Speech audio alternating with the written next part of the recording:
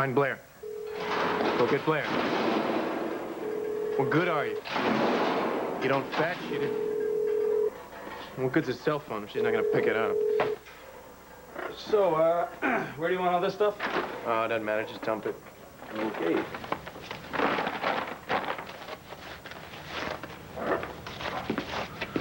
This is yours.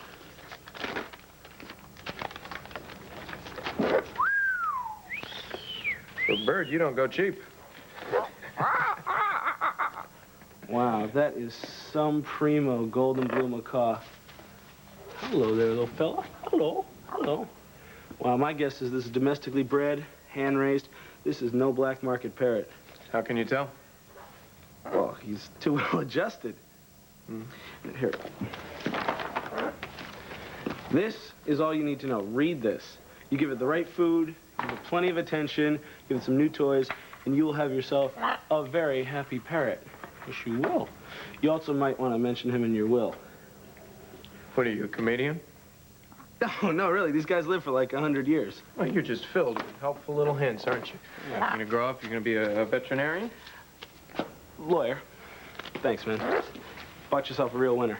No, I didn't buy anything. Admiral Byrd just kind of flew in my window. You're not superstitious. No, why? Well, I mean, it's just... Well, some people say that if a bird flies in your window, then that means somebody's gonna die. Close the door on your way out. Right.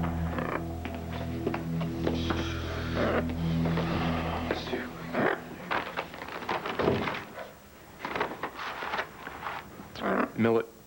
Clam sauce. No, it says millet. Millet. Says you like it right on the box. Oh, clam sauce. Blair, where have you been? How come you're not answering your cell phone? That's Parrot. Good guess. Dr. Sand called with the DNA results. Oh, God, please. Is it a match? 5 out of 6 of the DNA strands match. It looks like the spawn's cord blood is going to do the trick. Oh, God. Oh, God, that's gonna be all right. Yeah. Better than all right. This is so great, don't you? Take it easy. Take it, both of you. Take it easy. Yuck.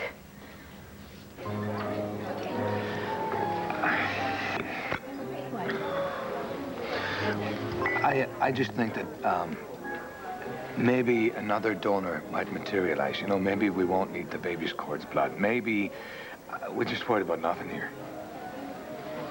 It's all just one big maybe. Maybe Star's blood counts will rise. Maybe your son won't be a perfect enough match. Hey, maybe there'll be a miracle. But we can't do anything about that right now. What's the point? Yeah. Did you see the forsythia that were blooming in the Millhouse yard? I mean, a blaze of yellow. Do you have forsythia in Ireland? I don't recall. I remember spring coming in a cloud of white and pink, foxgloves and swamp milkweed and dog rose, I guess. It's one of those pink and white days when we buried Grania. Everything was come to life but my sister. And those sad gray stones in the small, desolate cemetery by the sea.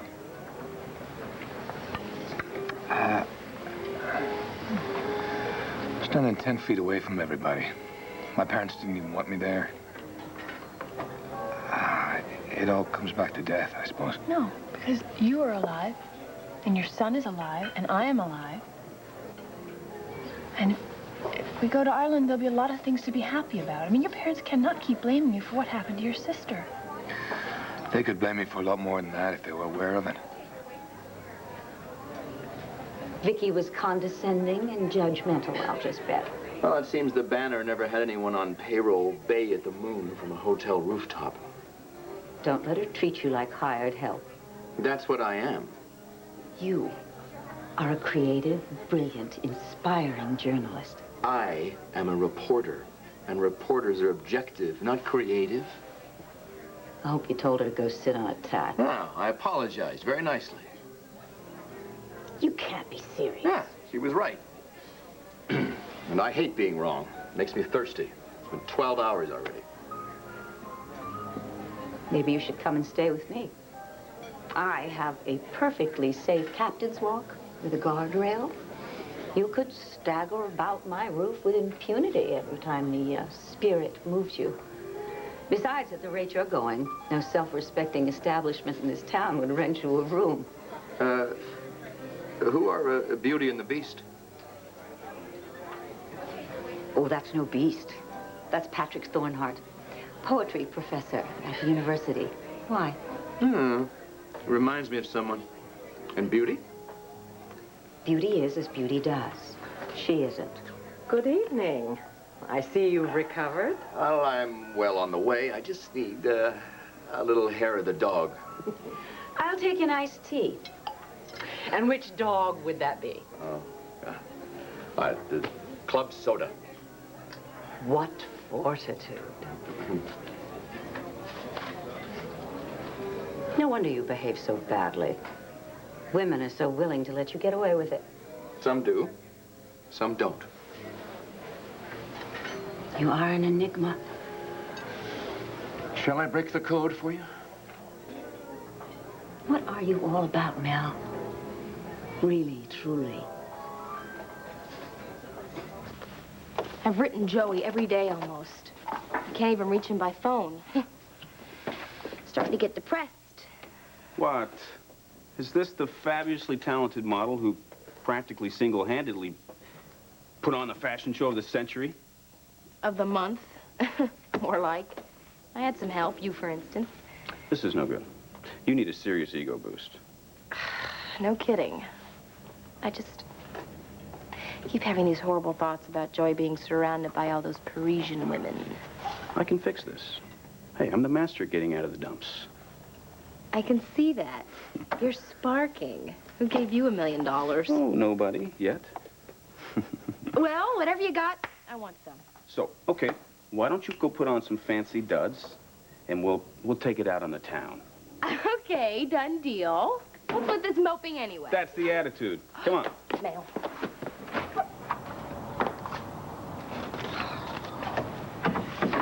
Please let there be a letter from Joey. Please, please, please, please. Yes, thank you. Hey, put on your dancing shoes, okay? Oh, Drew, look, your pep talk was awesome, and I feel fine. I'm gonna go upstairs, curl into bed, and read this over and over again. Another time, okay?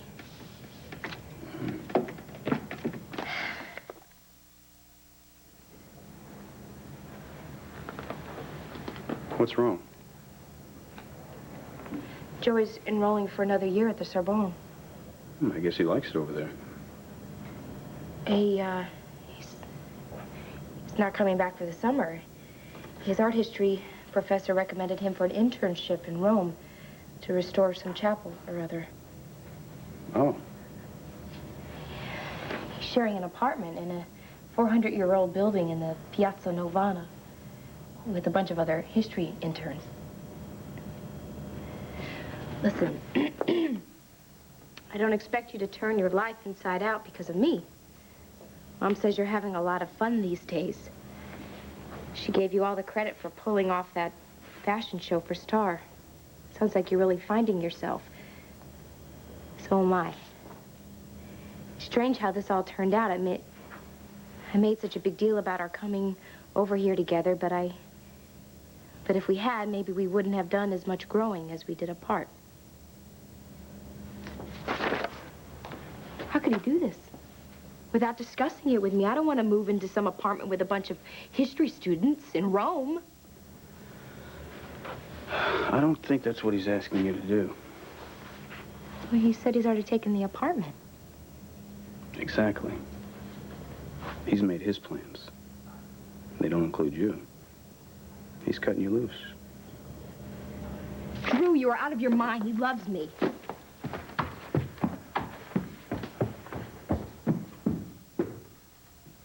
Outrageous behavior. Runs in my family, I'm pleased to admit. There are more where you came from. 3 sisters. Well, that explains it. Does it? Yes, you've been spoiled rotten. I was lucky to reach manhood with my ego intact. They were merciless. You know, feisty, opinionated lot. You would have fit right in. I learned mind-to-mind combat at the family dinner table. We argued about anything. My mother was fond of confrontation, and my dad liked a good story, so we happily tried to outdo each other. And at the same time as maintaining good table manners, I might add. No. You had to be outrageous to survive in that crowd. Good training for D.C. It's a town full of larger-than-life blowhards. It's perfect for me, really. And yet here you are in Landview. What you see is what you get. If you are so unrepentant, why did you apologize to Vicky? Well, she reminded me of my favorite nun at St. Ignatius. Oh, yes, I can see how she might. So, drinking yourself senseless and flirting with disaster, these are your ways of getting attention. Well, you noticed me, didn't you? It's hard not to notice being knocked to a barroom floor. I was flirting. Surely not with disaster. Do you take after your father? No. They broke the mold when they made Neil Hayes. He was the best sports writer the Trib ever had, or the Post. He never missed a deadline. He never missed a 7 o'clock mass at St. Ignatius either. Did he admire you too? Well, I gave him my first Pulitzer. He kept it on his desk next to his old Underwood. He deserved a few Pulitzers of his own. But he said hard work was his own satisfaction. God, that man, he never learned to relax. Never learned to be lazy. When he retired in '92, he fixed every crooked hinge and squeaking board in the house. But he was beginning to learn to kick back. He rediscovered his favorite writers. Joyce Carey, Flann O'Brien. Then he died. Your mother's still alive. Alive doesn't begin to describe it. She has the psychic energy of 10. The only person who ever really was a match for her was Muriel. Your wife. So, your wife died just shortly after your father died. Is that when you started railing at the heavens? No, don't do this, Dorian. Mother's a psychiatrist. I'm her to spare. I'm not available to be yours. What about your children? How do they feel about having their father out of control? You are not the rock that your own father seems to have been in your life. Oh, I don't know. I think my reprehensible behavior was about the only thing they ever agreed on. Gave them a common goal. I suspect they're holding long-distance summit meetings about poor old Dad. Dorothy's in New York studying to be a social worker. God help the city. And the city already has Mother to contend with. And Roger's designing software in Chicago. And Frank's carrying on with journalism, if you can call TV news journalism, in California, no less. None of them decided to self-destruct over their mother's untimely death. You're confusing self-destruction with a calculated, measured response to anger. Which is another way of saying you're suicidal, you fool. Well, the way to go. Tja. Soda water. Waiter! Double single malt. I thought vodka martinis were your weapon of choice. No, I'm getting serious. If you don't ask for an apology, I won't ask for forgiveness. Whatever you did, or you think you did, you are their son. They're probably waiting for the chance to forgive you. That's a pretty fantasy, Margaret. Well, I don't do well with hopeless. You know, I've survived to this point in my life through a lot of determined optimism. I like to believe. Well, maybe I need my rage. It's my only excuse. For what? For Grania's death and the despair it drove me to. After we're married, okay? Together. No, no. Not even with you by my side, Angel. I can't make it back. I almost don't even dare believe it. It's like all the sun has come out and all the flowers are blooming. Thank you, baby. Oh, thank you, baby. Is Star playing upstairs? I'm gonna go hold. I just want to hold her. Actually, Judith already put her down to sleep. So early? She was tired. She practically fell asleep on her food. Look, you get millet or you get regulation food. That's it. Admiral, this is Blair. She's... Well, Blair, this is Admiral Byrd. Or Larry. I don't know. Do you have a preference? You didn't take that thing anywhere near Star, did you? Oh, God. Get that thing out of here right now, Todd. Get it out. Get it out of here. Todd, what were you thinking, bringing that thing in here? Do you know what kind of diseases Hey, that cool must it. be? Don't tell me to cool it. Your daughter's up there hanging on for her life with a compromised immune system, and you bring in a filthy bird in the house. This is not a filthy bird. This is a perfectly healthy, domesticated macaw who just kind of flew into my life. Besides, you don't need to worry about Star. She's not going to be sick anymore, remember?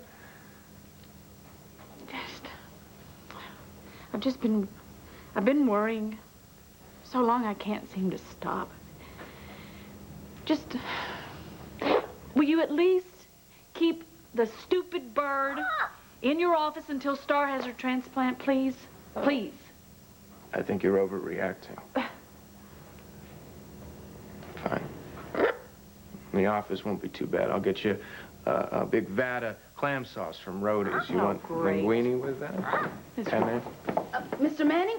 Oh, Mrs. Manning, I'm so glad you're home. Well, what is it, Judith? I thought Star was just a little tired this evening, but now seems a little pale and listless. Oh, and the poor God. thing's just lying in her crib, whimpering.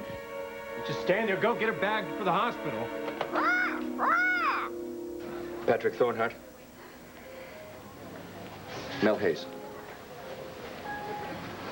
You're the man of the cover of the Sun, right? So you create news as well as write.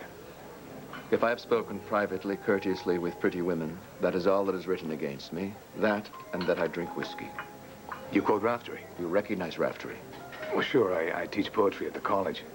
And I am Irish. All right. That calls for another round. Let's pull up a chair. Right? Sure. My fiancée, Miss Margaret Seabrook. I'm pleased to meet you both.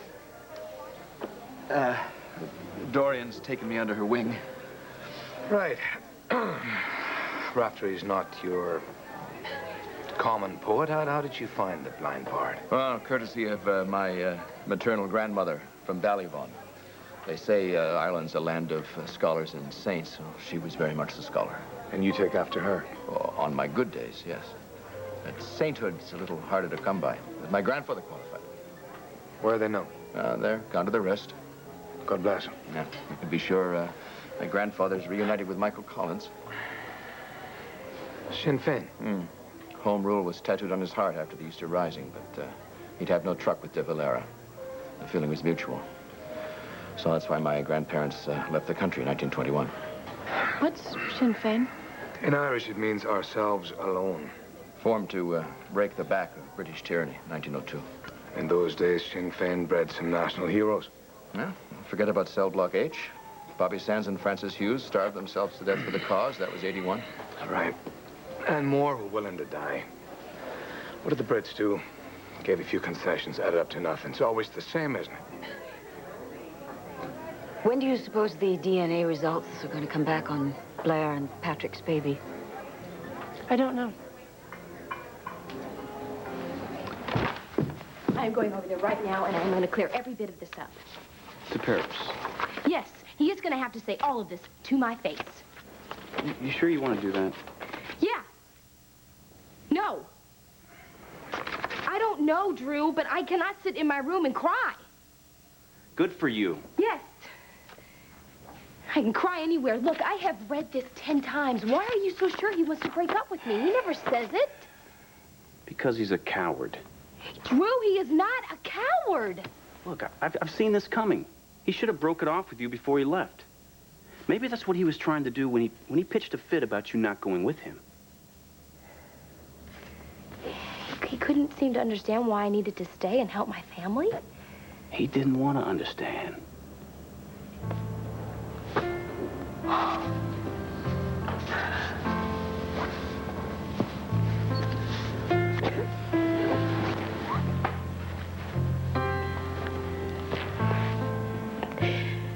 Why have I let myself fall in love with a person like this? could I think he was serious about me?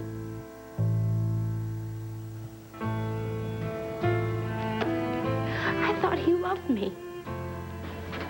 Has he been acting like a guy in love?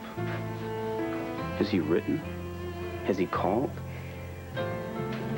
Even knowing what you're going through with Blair's little girl.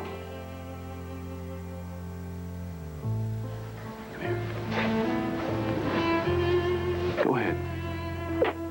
Go ahead. First you get mad. And you get scared and all alone. Hey. Then you get even.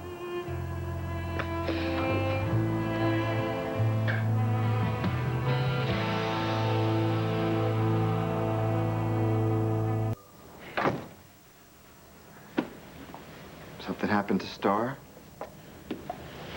It's not Star, it's Joey. What? He broke up with her in a letter. Only he didn't even spell it out and make a clean break. Such a crock. Well, not always such a good idea to spell things out. You know, people get hurt. You guys know Joey. He wouldn't want to hurt anybody. I am hurting now, Kevin. Out of the blue, he writes a letter and tells her he's going to stay in Europe for another couple years. Well, maybe he No just discussion. prefers it in Europe. Thank you, Kevin. Look, Cal, why are you taking this personally? Joey loves Europe. You knew this. Why do women always have to make such a big deal about everything? Because it is a big deal, Kevin.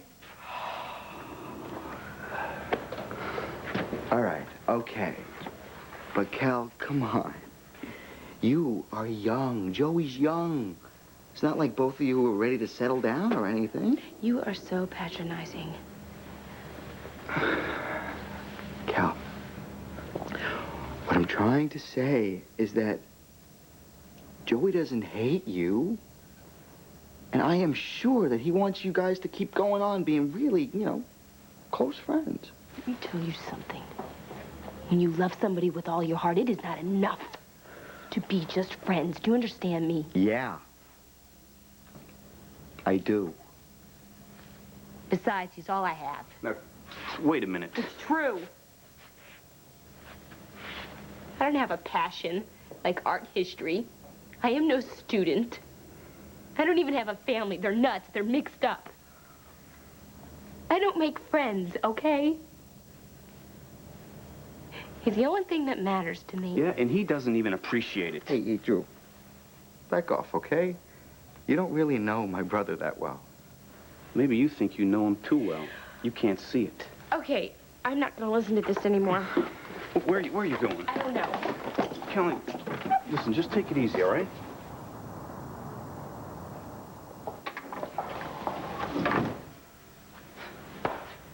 This could be the best thing that ever happened to her. Yeah.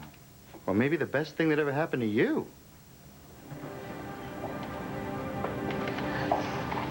This may be a hard concept for you, but she's my friend. Well, guess what, Drew? I know all about that kind of friendship. You know what? I'm really tired. I got a lot of problems of my own, so we're not going to get into this tonight. Fine, as long as you apologize. And that would be for what? That would be for practically just accusing me of manipulating her. Drew, I am not going to apologize for telling the truth, okay? I hear you bad-mouthing my brother. I see you cozying up to Kelly every opportunity you get. The fashion show, will you give me a break? Yeah, well, who else was there to help her? And your so-called bad-mouthing was just pointing out the obvious. He left the door wide open, jerking her around like that. You know what? I just keep forgetting. You Buchanans, you live by different rules than the rest of us peasants, right? I suspect you have a lot more to say about British sovereignty in the IRA. I'd rather toss Raftery around with you. Anytime. And if we include your fiancé, we'll have the living poetry of beauty to drink to. See, you kissed the Blarney Stone. No, never. Have you? Oh, I hope to. I hope to when we go to Ireland after we're married. Ah, true love. Dorian, Patrick. God bless. God bless.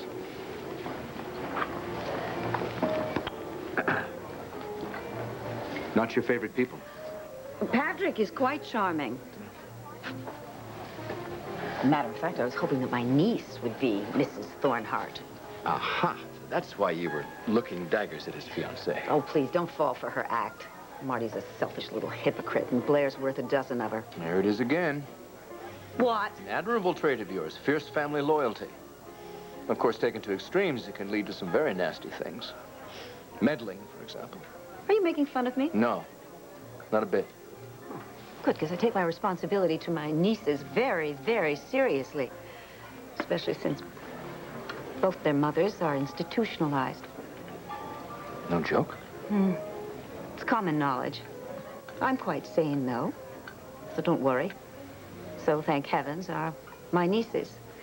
But I fight fiercely to make sure that they have fulfilling and happy lives, unlike their mothers. More power to you. Humans. The only species that continues to mother long after the progeny are full grown. That's because our brains are bigger, our problems more complex, and they don't go away just because we grow up. Blair's daughter, if she doesn't get a bone marrow transplant soon, is going to die. Am I not supposed to be worried about that?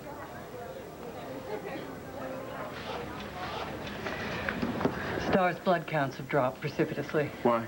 I can't give you a clear-cut answer. There's no obvious sign of infection, which is good, but her white blood count is perniciously low. Well, my baby's almost a perfect match for Star. Why can't we do the transplant now? The sooner the better. If you agree to be delivered next week, we can begin preparing you and Star for the procedure right away. So Star's gonna stay here in the hospital? Yeah. I'll go break it to her. I'm not sure how much of this she really understands. Your attitude can help reassure her. If you're calm and matter-of-fact, it'll help her. Look, I'll be right in, Todd. I just got to get hold of Patrick. Look, the baby's father has agreed to this procedure in principle, but... Oh, God, now that it's happening, I'm not sure how he's going to react. It's fortunate the DNA tests have confirmed that your son's umbilical cord blood is a close enough match. We're reaching a critical window of opportunity for Star. What does it mean for my son? As soon as Star is ready to receive the stem cell transplant within 4 or 5 days, we'll induce Blair's labor. It's a fairly common procedure. There are no lasting side effects. To hell with the side effects. What about the primary effects? I assure you, Mr. Thornhart, it will be perfectly safe. Yeah, that's what your doctors always say. And then something goes wrong and somebody dies. No, in this case, nothing will hurt the baby. I've read the research. Look, I wouldn't even considered it otherwise, Patrick. Stop making trouble, Patrick. I have to go and make sure everything's ready for Star. I'll come back to answer any further questions you might have. What we're planning for your son is safe, and at this point, it's the only chance for Star.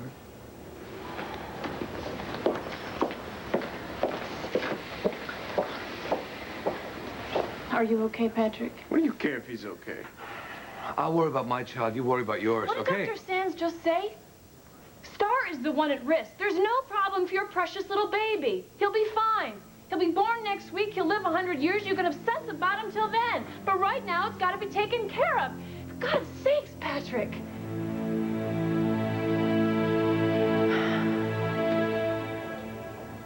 Drew, put a sock in it. Oh, there we are again, the Buchanan arrogance. You know what? As I remember it, you couldn't wait to take on the name. Yeah, but not the attitude. I wasn't brought up just to walk all over people, Kevin. Unlike you and Joe, you act like you're entitled to the world and you know, every woman in it. Oh, really? I see. You're sore. Because you feel like you've missed out on your share. Is that it? Joey and I owe you? Maybe that's why you're sucking up to Grandpa at every available opportunity. What, are you trying to weasel your way onto his gravy train? I mean, probably the only reason you want Kelly is because she was Joey's in the first place. I mean, give me a break, Drew. You don't care about her any more than you care about Grandpa. He's a means to an end to you. You're wrong. You're wrong! Okay. But you better watch yourself. Because you might think you're handling the big guy, but trust me, he is handling you. You probably just amuse him or something. And let me tell you something else, Drew. You're not the first scrappy kid with no life to come along and get yourself tangled in Ace's web. And you weren't raised a Buchanan, so you are no match for the genuine article. You know what? What? You want to give it a shot? Go ahead. Yeah, you'd probably choke on the silver spoon that's in your mouth. I don't need the trouble. Well, guess what? You'll get plenty of it if you start going after things that are not yours around here. Because you are just not smart enough for this game. Ooh, that is your blind spot. You just can't imagine anybody as smart as you. Probably right.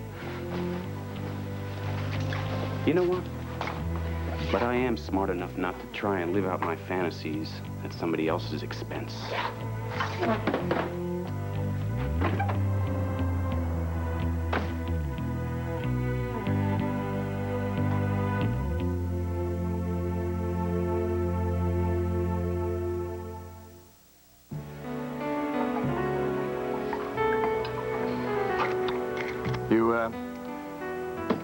Ready to switch from iced tea?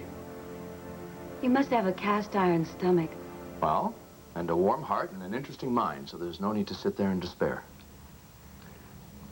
I'm in despair of your current living circumstances. This room now.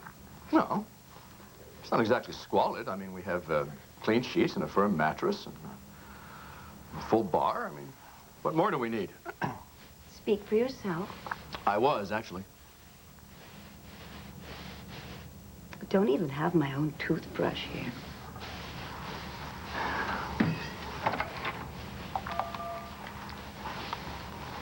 Yeah, hello? Yeah, send a toothbrush up to room 43. Mm-hmm. A toothbrush, a pink one. Pink. Thanks a lot. All set. You're being deliberately obtuse. Well, I figure a woman who calls me a suicidal fool doesn't have to beat about the bush. Oh, is that what I'm doing? Yeah. At first you offered me your roof as a safety measure, and then you implied that I was about to be kicked out of these digs, and now you're invoking dental hygiene. It's just that I've got this perfectly wonderful house on the other side of town that's going to waste. A mansion, actually. Is that as direct as you can manage? If you should need someplace to stay, Mr. Hayes, you'd be most welcome at Tara. Good Lord, you don't actually call it that, do you? No, but it fits. No, I wouldn't. I'm a slob of the first order. Picture dirty laundry and stacks of mildewing newspapers increasing exponentially by the day. Well, we wouldn't be speaking after the first week. We might not even make it through a week. And that would be the end of what promises to be a long and beautiful friendship. Methinks you do protest too much. Well, we've covered your calculated response to anger. I guess we'll have to cover your calculated response to commitment some other time.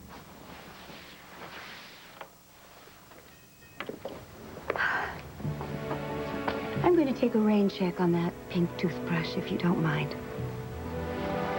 On the other hand, if I should be so fortunate as to be invited to what my daughter used to refer to as a sleepover.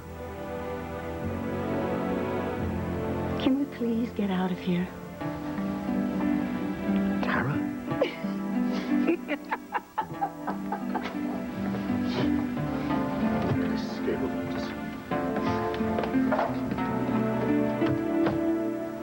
Doreen was right about Joey.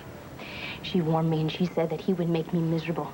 You know, and I didn't listen. I convinced myself that, you know, hey, she just doesn't want anybody else to have him. Oh, that's very possible. No, it's not possible because she knows, Cassie. She knows. She understands if she's got the experience. Yeah. Imagine if this had happened in Paris. I would be wandering along the Seine right now, most likely suicidal. But I have you and Blair here, and you're both very smart about life. Oh, I don't know. Cassie, please, look at you. You are gorgeous. You have a husband who loves you to death, a fabulous kid. Got a great job. You have it all. Oh, I wish. Listen, Blair says the one way to keep a man's attention is to ignore him. You don't ignore Andrew, do you? No, of course not. Well, no, I wouldn't, well, I don't know, maybe, that could work for Blair, maybe. But I don't think that's how you build a healthy relationship, on that kind of dishonesty. No. You should love somebody, and they should love you back, and there should be no games. That's right. I don't know. Anthony, I don't know what to do. God, help me. I don't know what to do. I love him so much. And I can't help it, and he's making me utterly miserable. But I want him. I want him so bad. Is that wrong? No, I mean... No, Kelly, okay, sometimes... Oh, honey, sometimes you just have to let it go, that's all, okay? Just let it go. I mean, it doesn't really matter what you're feeling or what he's feeling, all right? Sometimes you just gotta end it, that's all. Just end it.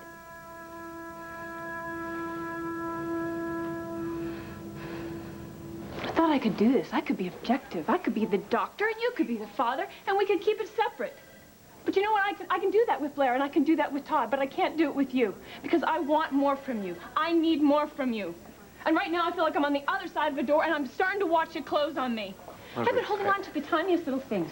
The way you say my name, the way you look at me, because then I can almost believe that nothing else matters. But it does matter. This baby matters. And you're willing to fight the world to keep him safe. And that's just the beginning. He's gonna be born.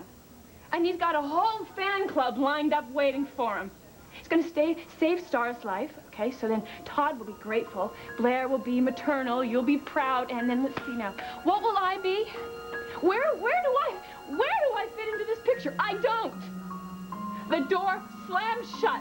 And where am I? That'll be it. What am I supposed to do?